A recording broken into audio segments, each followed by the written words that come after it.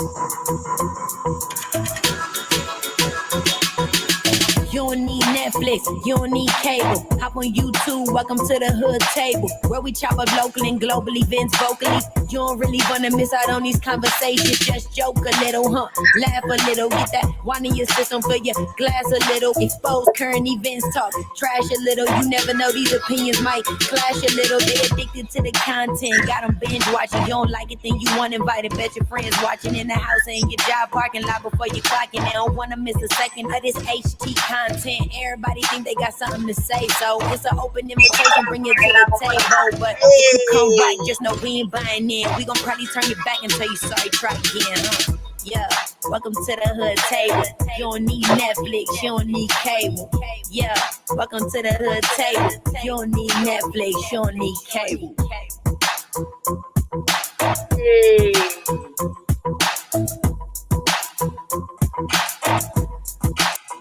Hey, what's up, everybody? Come on in, come on in. Make sure you guys hit that like button, hit that share button, and subscribe to the Hood Table if you ain't already subscribed. Thank you so very kindly. You guys, I meant to start at 9:00, but see what happened was I was being a little bit preoccupied with my child, my youngest son. Dealing with him, but nothing bad at all. But yeah, we had some things to arrange tomorrow. He's getting some new furniture and whoop whoop whoop whoop, and he wants me to use my truck. And I'm like, why we gotta use my truck? Why can't you just pay to have them deliver the stuff? But he like, Mom, I'm balling on a budget.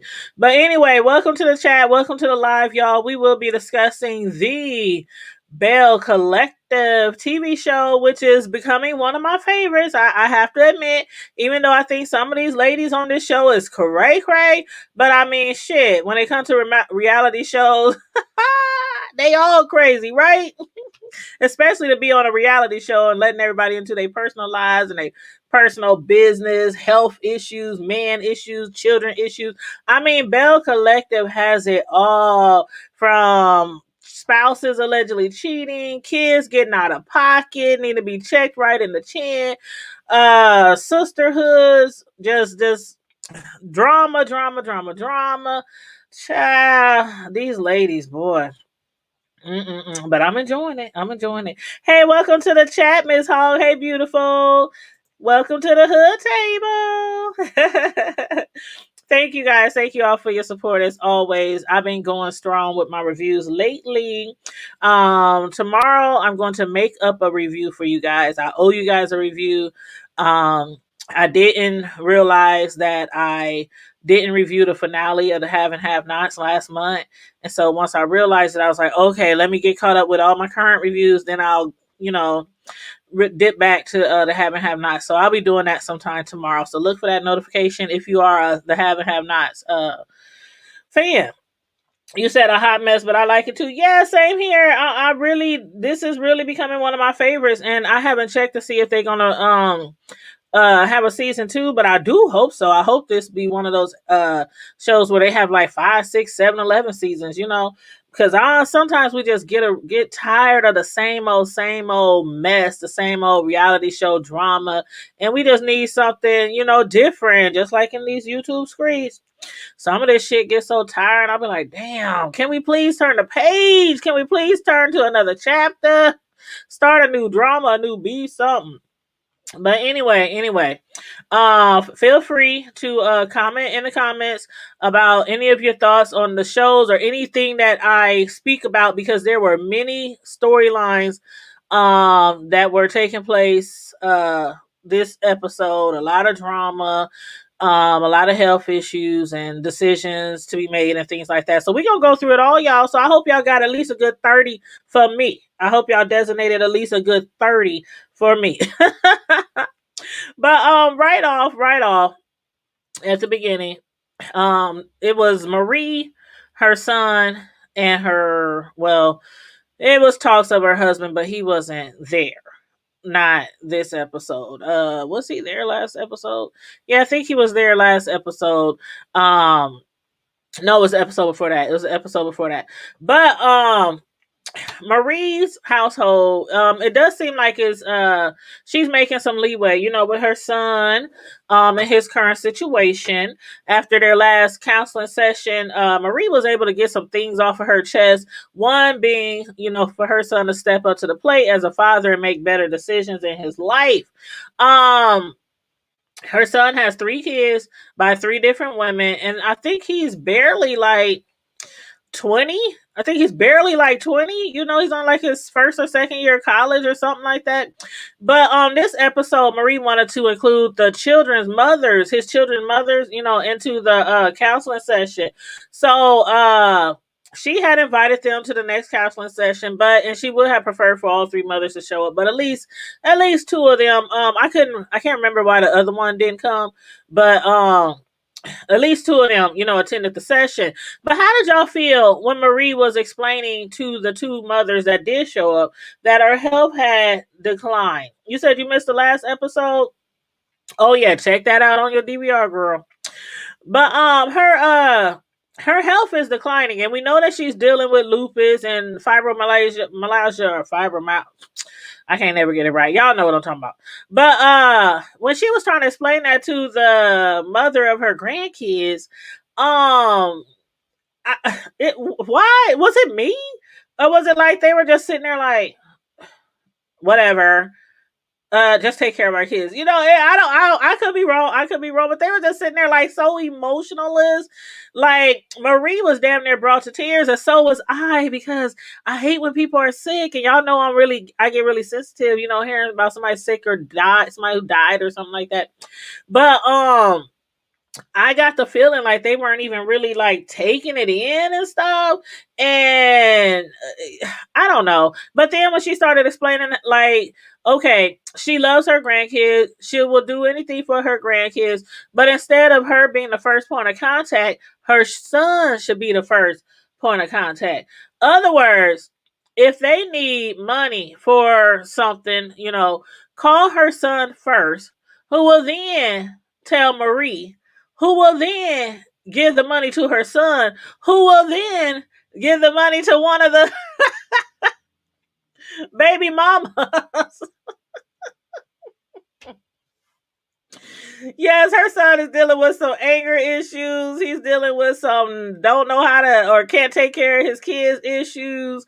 And I think he really loves his kids, all 3 of his kids, but he just because he's away at college, he just can't take care of them right now financially. And so Marie is doing everything that he's supposed to be doing. Not for one kid. I can't imagine doing everything financially for 3 of my grandkids and my son and my younger kids and the household. Like, I don't know how she's dealing with all that. And yes, it does look like her career is doing well. She's making a lot of money with her health business.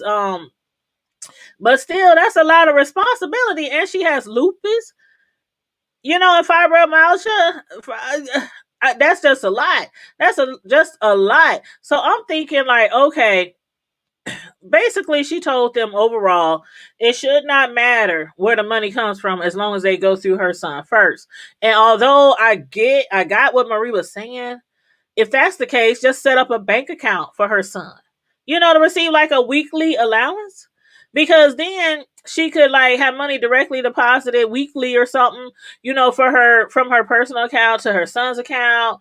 And or since she's basically handling his responsibilities financially, and not making him accountable for the care of his children, just go a little step further. Why don't she just set up an account for each of the 3 mothers? Hell, just get them a copy of her debit card and PIN number so they don't have to go through anybody. Because in the end, it doesn't matter where the money comes from, right? Ain't that what she said? How you gonna? I mean, that's so. I don't know, child. I don't know. Y'all let me know how y'all feel about that, because, like, I have. Okay, there was moments when my mother was alive where my brother's baby mamas would call her or they would call me. And there's times that, sometimes my nieces and nephews still call me. They don't call my brothers half the time. They be like, Auntie Tanya, I need this. I need some new shoes. Auntie Tanya, you got some money? I want to go to movies with my Auntie Tanya. I'm like, okay, I'm not gonna say go through my brother first and then have him call me and then I'll give him the money. Then he'll give you the money or give your mother the money. Then the mother will give the money. Like, who the hell wants to go around the world and I? That's just doing too much, right? Just cash out. Put the girls on a payroll. Just put them on the payroll. I don't know. Put the kids on a payroll. I don't know, something. But anyway, he has to end up taking care of his own responsibilities because I ain't doing it. I don't care. I ain't doing it. I ain't taking care of my grown ass kids. Let's say I was a millionaire turn tomorrow and I give them some money. Go do this with that money. Go get you a business started. Go invest. Whoop, whoop, whoop. And they come back and turn around and they spend all their millions that I gave them. And then they come to me to take care of them. No. It's like once you get 20, 21, 24, 25, 26, eventually you got to do for yourself. I ain't going to do for you, and I ain't doing for all your kids. Now, grandparents, as far as I'm concerned, we supposed to do what we want to do, when we want to do it, and how we want to do it, and that's period. That's on period. I'm not, child. So that's her situation. But yeah, it's crazy, Miss Hall. But enough of the baby mama drama.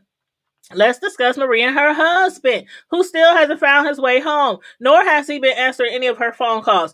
And it could be, because like her friend said, and her business partner, Essie, he probably left his phone in the car the same way as he does when he's at home with his wife, Marie. Like, do y'all believe that's the case? That he's not getting any of her phone calls, any of her text messages, any of her Skypes or any of that because he left his phone in the car? I don't think that's the case. I really don't think that's the case. And who does that? Who always leaves their phone in the car? You have a whole family, a job, a wife, kids, grandkids, but you always leaving your phone in the car? It doesn't make any sense whatsoever. But do y'all believe that he is in fact cheating on her again, like Bessie is suggesting? I don't know. But he's definitely getting too comfortable staying at his own place and not handling his own husband duties. And then also, she's at home dealing with the household by herself, her grandkids, while dealing with her sicknesses. And I am truly sorry to hear that she has health issues. But for all I know, for all we know, Marie could be scaring his ass away. I mean, the same way she's scaring the ladies away from attending Antoinette's brunches. I don't know. We can only go by what we see. We gonna thank you. Hubby would have to go. Like, I was on somebody's show. I mean, watching somebody's YouTube show. And they was talking about how some husband and wives, they had like their own crib. Like, they have their joint crib where all the kids be at. And then one of them will have their own crib. The wife will have a different house or the husband will have a different house. And it works for them. It works for them. Like if you just want a little getaway. Not like for days and weeks on end. Like you just take vacation from your spouse whenever the hell you want to. I mean, some spouses, they have different bedrooms. Some don't like to sleep together. Somebody snores too loud. Somebody's too rough in the bed. Somebody's taking all the covers. Somebody, when I say rough, I mean like sleep too wild. I don't mean rough as in, getting a freak on rough. But yeah, and that's cool, if that's how it is. But this man has his other crib and he don't ever seem to come home. You know what? Every time they get into it, he just runs away, just runs off. So I don't know how y'all feel about that. I don't know. Let me know how you feel about that. Now, moving on to Antoinette and her friend David. I think I like David. Or I think I could like David. He seems really cool, down to earth, friendly, respectable, and he's cute. He's cute. Antoinette, she went on a date with David and she had met him in Ghana. A few days after she and her husband separated, or after her husband moved out, she needed a getaway. So she took a trip to Ghana where she met David. Now, David is from Seattle, Washington, but he flew down to Jackson, Mississippi to spend a little time with Antoinette. And again, he is such a cutie, isn't he? I think he's really cute. But he invited her on a nice little picnic in the park. He brought a blanket, food, veggies, fruit, champagne, everything needed for a picnic. So it seemed like the date went very well. It went really well. So she ended up inviting him back to attend her sippancy before the grand opening of her new dental practice, because he did want to see the practice, but she's like, it ain't ready yet. It's still boards and nails all over the place. The ceiling ain't done. So she don't want to show it to him like that. But as far as those sippancies, have you ever been to a sippancy? I know this is a big thing in the South, but I was under the impression that those were just for mothers of new babies, kind of like a baby shower, but after the baby is born. And I got a grandbaby on the way, my first grandbaby. And I had told my son, because the baby shower plans for now are off. I am concerned, his girlfriend's mother is concerned that it's just not the right conditions to have a baby shower and invite a lot of people, being that we still in the CBD, we still heavy in the CBD era, pandemic, whatever you want to call it. And it's not because she doesn't want to invite only a handful of people. And I understand, you when you have your first, especially your first baby, you want to have a big old shower. You want everybody there, your mom, grandma, aunties, cousins, uncles, friends. You want everybody there. And she feels bad, like, if I throw this shower and I can only invite a handful from my man's family, a handful from my own family. She says she just feel like that's not fair. She don't want to do that to everybody who can't come. So I suggested maybe having a sip and see, like, later down the line, maybe later at the end of this year or fall, or whenever we think it's comfortable, to have like a bigger gathering, or maybe even next year, maybe the first birthday party. That's what my son is thinking. Maybe the first birthday party, we can do like a birthday party / baby shower / sip and see, something like that, but we just gotta take it day by day. The main thing is looking after, my son's girlfriend and her pregnancy. So yeah, that is what it is on that. But as far as this sip and see, this is going to be for Antoinette's company, her new dental practice. So I think that'd be pretty cool. They all come together and look at her new building, kind of before the grand opening. You know what I'm saying? That'd be real cool. And donate. Don't just come and sip and see. Donate to the cause. That lady spending a lot of money. A lot of money on that building. Millions, okay? But anywho, let's discuss Letitia and Tambra Marie. So Letitia, she has been feeling discouraged after all the drama from her last women's empowerment brunch. But not only that, but since the brunch, she hasn't been able to secure any meetings or any responses from any other contacts, dealing with her Pear Street business plan. So she made an appointment with the councilman to get some advice and hopefully some help. Yes, that's what I offered. That's what I offered to them. But you can't tell a new baby mama. You can give them advice, but in the end, I know what you're saying, Miss Hawk, because that's exactly what I said. I said, have everybody buy gifts, either drop them off to my house or their house or her mother's house, and then we can have a virtual baby shower, her opening up all the gifts and everybody watching virtually. She really wants everybody to be there, so they're just going to put it off. So, but yeah, that's the first thing I suggested. But during the meeting, the councilman did tell her that after what he saw go down at the brunch, that he was thinking about distancing himself from her. But due to him giving her his word, he promised or said he would help her through this thing and help her with the grants and, all that, he decided not to pull away. Hey, Miss Sislo. Hey, baby. How you doing up there in D-Town? How you doing up there? But yeah, he decided not to pull away. And to that, she is grateful, because the last brunch, And the one before that was such a hot ass mess. Just a mess. Just a mess.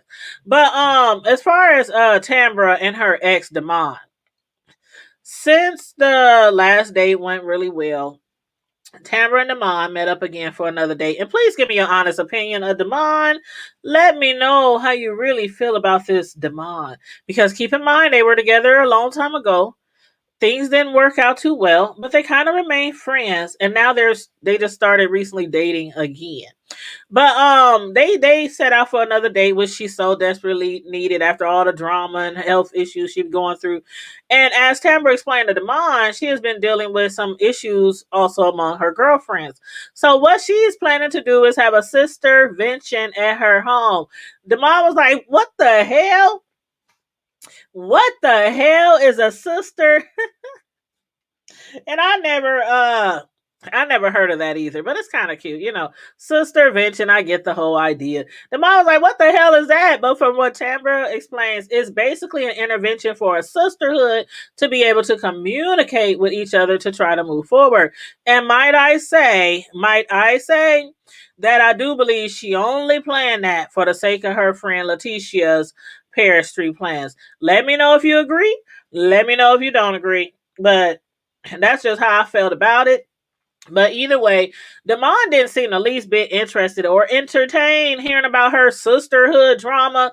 He was more interested in her, as most men are, because a lot of men, they don't be trying to hear all that silly, petty female drama shit. So she ended up telling him, that she's still been contemplating what to do with her frozen eggs. But before she decides to have children or not, she has other concerns. As we saw in this episode, Tambra possibly has to undergo another surgery to remove new fibroids that have developed since her last surgery. And now her doctor, he the one who suggested, her undergoing another surgery. However, it's totally up to Tambra to consider it or not. Because with her age and along with the fibroids, he said not having the surgery could jeopardize her carrying a baby if she did in fact decide to have them insert the frozen eggs and whatnot. And to that, Damon said whatever he can help with, he's there. So does that sound like to y'all that Damon was saying, if you want to have some sharing, I'm there.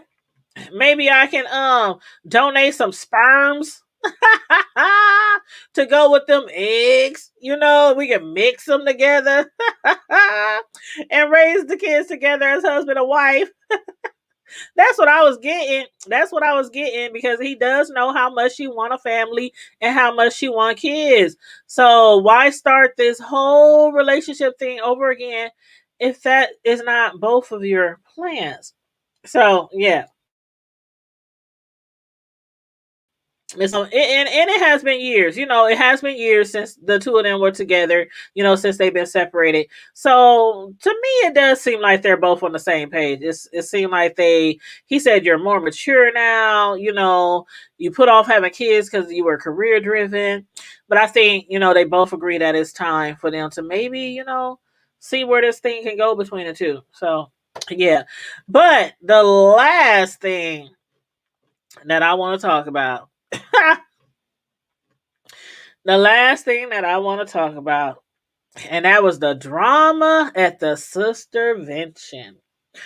Now, Tambra put together this Sistervention at her crib. And first of all, did y'all catch what Tamara said, when she was talking to the producers, in the green room or whatnot, before the ladies showed up? She said that she's inviting all the ladies to a place that is a comfortable environment.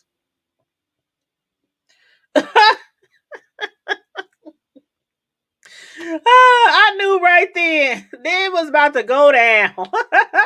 Because there's a lot of tension, and it's a lot of tension among the ladies, and it's affecting Letitia's plans, with Paris Street. And that's exactly what I had thought. I had said earlier in this show, I said Tamara really doesn't. Well, to me, that's my opinion. Okay, that's the hood table's opinion. My opinion is that Tamara really doesn't care if they all get along, so long as the ladies can open up their pocketbooks for Letitia. That's how I feel. I might be wrong, but that's just how I see it. And as far as a comfortable setting, it was everything but that. And why? Because Tambra is Letitia's friend and will always have her back whether Letitia is right or wrong. And the same thing goes for Letitia having Marie's back. But for this Sistervention, Marie, as you saw, she wasn't even invited. And she should not have been, because I think it was probably at a 10, at the height of the moment. But I think had Marie been there, it probably would have been a 20 or a 30, But anywho, after this Sistervention, both Tamara and Letitia better be extremely grateful if any of the ladies show up to any of the other brunches or the Paris Street meeting. They gonna be clutching their pocketbooks, keeping them close to their body, like, I ain't got it. I ain't got it to do. The way my bank account is set up, I mean, this Sistervention was a whole mess, because the ladies they're now under the impression that every brunch event of Letitia's will end up with a lot of drama, to which Tambra, she was wholeheartedly defending. She was like, I have a reputation of hosting to withhold. But as Antoinette said, your reputation will follow you around. And with saying that, Antoinette, not only she has a reputation, not only Tamara has a reputation, but some of the other ladies as well. For instance, Latrice. Latrice still feels as if Marie purposely set out to sabotage her hair business at the first brunch. And please help me recall, because I don't remember. I don't remember. But did Marie ever actually sincerely apologize for bringing that drama to the brunch? Please, I'll wait. Because I don't remember. I really don't remember if she ever even apologized. I don't think she's even capable of apologizing. I don't think she's capable. But whether or not she did or she didn't, Latrice said that she wasn't surprised that Fair Street had paused on Letitia's plans. And that this could be a wake-up call. Like, this could be karma for what happened to Latrice, at the first brunch. And it could be karma. It could just be the way the cards fall. I don't know. Because Latrice still feels as if those brunches are not to empower women, but to tear them down. And she also went on to say, I stand by what I said, and I ain't taking it back. Because so far, I mean, we done seen it from the last few brunches, regarding the drama. The common denominator is Marie. So is she lying? Is Latrice lying? The ladies want to support Letitia, but not so much if Marie is at her side. Yes, it's a lot of drama for sure. It's a lot of drama for sure. And I'm thinking, like, how the hell Tamara swears up and down that there ain't never been no drama like this at any of the brunches that she been hosting for 5 years. How the hell does that happen? Are they putting 20 on 10 for the sake 20 on 10 for the sake of the show? Are they just creating drama? Is this just a script that we're watching play out? Because in 5 years, there's never been no drama. I can't believe that. It's either that she's lying, or that this whole these dramas for the brunch is just scripted, and it's just made up beats. So I don't know. You said you surprised how the many dentists asked. Oh, how you surprised about how Antoinette acted? Sure. Please explain. Please explain. Please explain, because I thought Tambra was just doing a bit too much. You said, yeah, they are. They are all messy. I agree, they are all messy. But you said you am so surprised how the mini dentist acted. Like, what did she do wrong? Tell me, child. Please do tell. Please do tell. What do you think that Antoinette did wrong?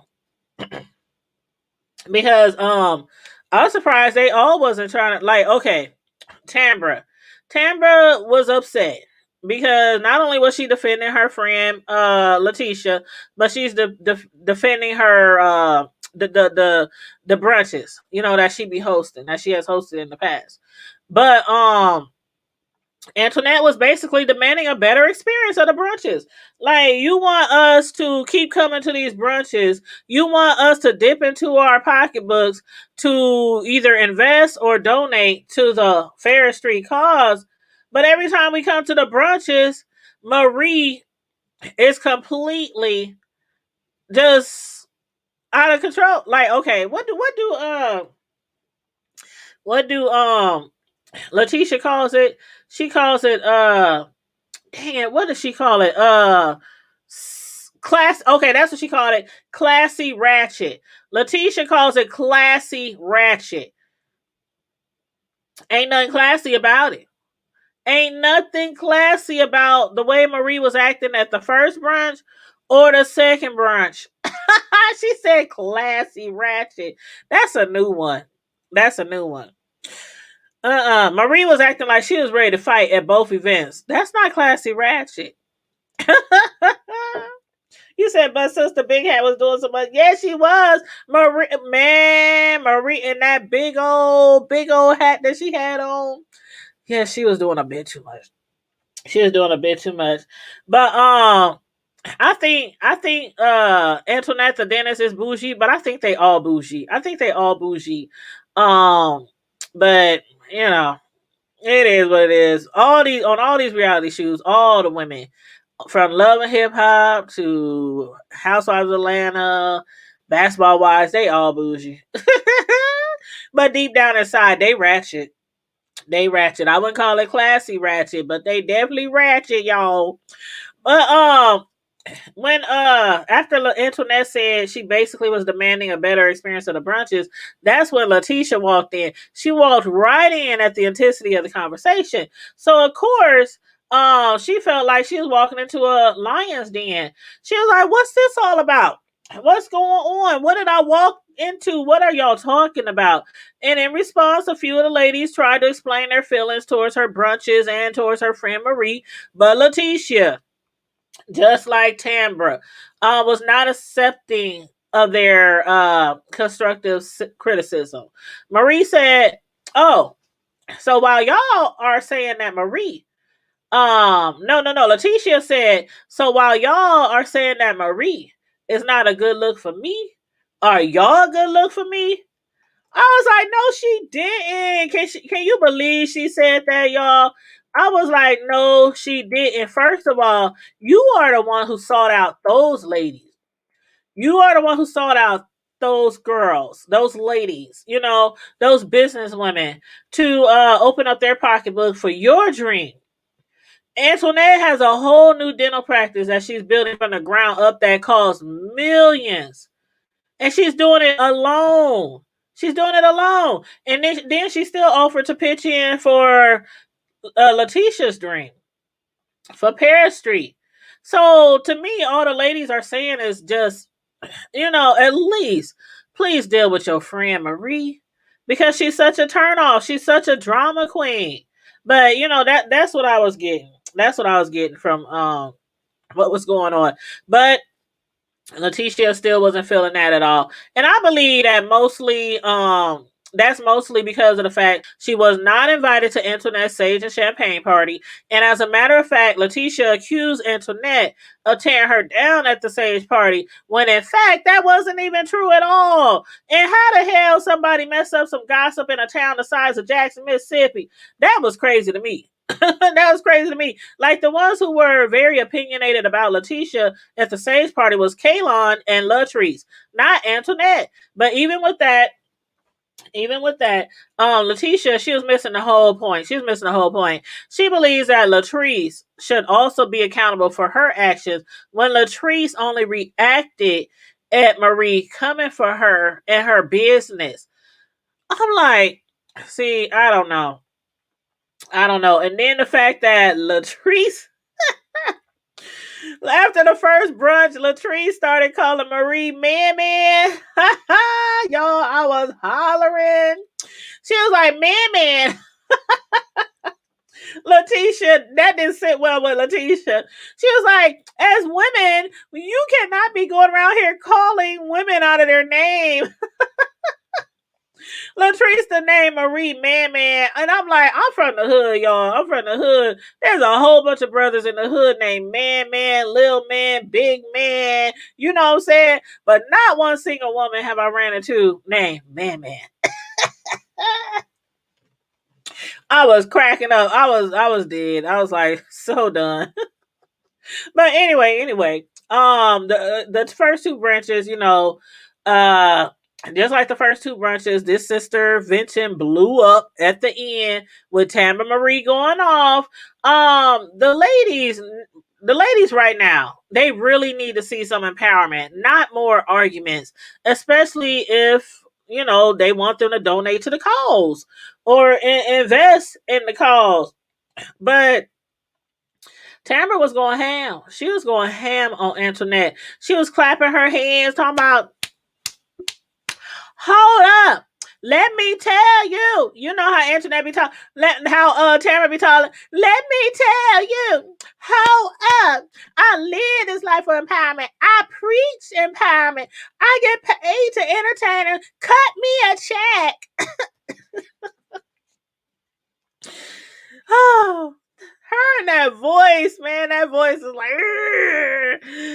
I be wanting to push mute when she's talking. Oh shoot. But she's like, I am women's empowerment. I'm giving her the side eye like, girl, are you really, Tamara Marie? Are you really women's empowerment? I don't know. I just don't know how this empowerment aspect is going to work out for the rest of the season. I don't know. Child. Anyway. But I think Antoinette, just finally gave in to Tamara Marie, and apologized because she has bigger issues on her mental. Like, this is one of the main reasons why Antoinette needs some female empowerment right now, because she's feeling stressed out, unsure of herself, undecisive, insecure. She's no longer married. She's down there in Jackson with no family, and she's building literally from the ground up a very expensive new dental practice. But like her friend Latrice said, you can't go into something like that thinking, what if I fail? What if it don't work out? I'll be ruined for the rest of my life. I'll have to file bankruptcy. I'll owe so much money to so many, and she'll just her career will be destroyed. So yeah, like her friend Latrice said, you have to remain strong, positive, think successful thoughts, not failure. And just like a friend, Latrice promised to support her no matter what, from now until every day after the opening of the dental practice. But as for me personally, I don't know them ladies too well, but for me personally, I have a feeling that Antoinette will do great things with her dental practice in Jackson. And she also had plans of making way for the younger Black people who go to the HBCU colleges who are interested in dentistry. She's going to pay, their way or help them pay for their I think it was their test or something. She said their test. So that'll take a little bit off of their back and just kind of help them to reach their goals in the dental practice world. So yeah, I think she's gonna do great. But and that's all I had about the show. How long did we go? I wasn't trying to keep you guys too long. 38 minutes. I said it's going to be about 30 minutes. So 38 minutes. Hey, we did good because that was a lot to talk about. It was a lot going on. But make sure you like the video, share the video, subscribe to us on YouTube, Facebook, IG, Twitter, and also thehoodtable.com. If you feel like blessing the Hood Table, as usual, the Cash App is right there, the Hood Table 402. If you feel like, the Lord is saying, bless your sister Tanya with a love offering. Feel free. But anyway, stay safe, you guys. Be blessed. Remain vigilant. And always, always, always keep it hood. Bye.